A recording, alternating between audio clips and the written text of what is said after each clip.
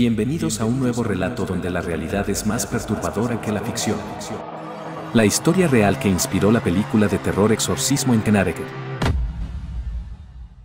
El 13 de junio de 1986, la familia Snedeker se mudó a una casa antigua en Southington, Connecticut.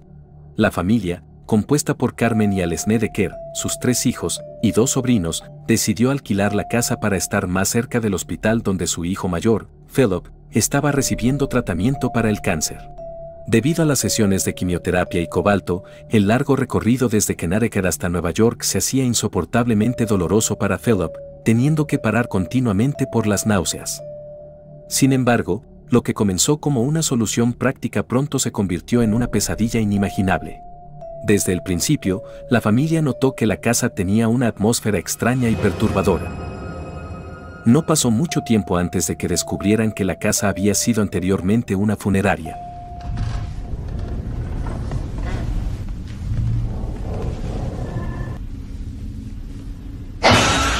En el sótano, encontraron equipo de embalsamamiento, una silla giratoria, cadenas que colgaban del techo, una serie de habitaciones a las que se accedía a través de unas puertas batientes y una caja con fotos de cadáveres. Pero estos descubrimientos fueron solo el comienzo de su tormento. Philip fue el primero en experimentar fenómenos paranormales. Comenzó a ver figuras sombrías y escuchar voces susurrantes. Su comportamiento cambió drásticamente, volviéndose agresivo y perturbado. La familia inicialmente atribuyó estos cambios al estrés del tratamiento contra el cáncer, pero pronto se dieron cuenta de que había algo más siniestro en juego. La madre, Carmen, también empezó a experimentar cosas inexplicables. Sentía manos invisibles que la tocaban mientras dormía y veía apariciones fantasmales. La actividad paranormal no se limitaba a la noche, reportaron ver sombras y oír voces durante todo el día. Los niños decían que veían figuras oscuras que se movían por la casa y oían ruidos extraños provenientes del sótano. Desesperados, buscaron ayuda. Contactaron a Ed y Lorraine Warren, famosos investigadores paranormales conocidos por su trabajo en casos como Amityville y Enfield. Los Warren acudieron a la casa y confirmaron que había una presencia maligna. Según los Warren, la casa estaba infestada por espíritus de personas que habían sido preparadas para el entierro en la antigua funeraria.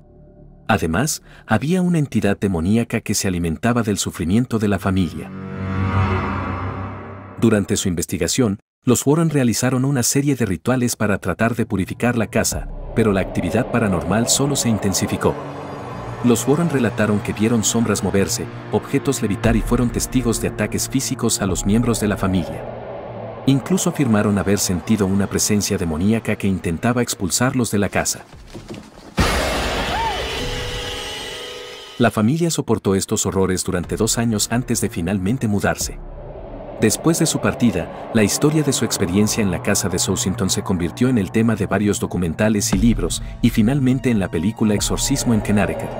La película dramatiza y amplifica muchos de los eventos reportados por la familia Snedeker, pero la base de la historia es la misma, una familia común enfrentándose a fuerzas sobrenaturales en su hogar.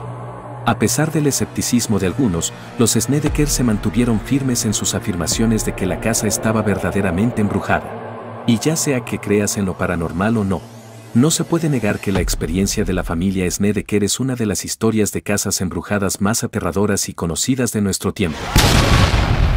Si te ha gustado el video, asegúrate de darle like, suscribirte para más contenido y compartirlo con tus amigos. Nos vemos en el próximo video aquí en Inspírate con Cine y Arte.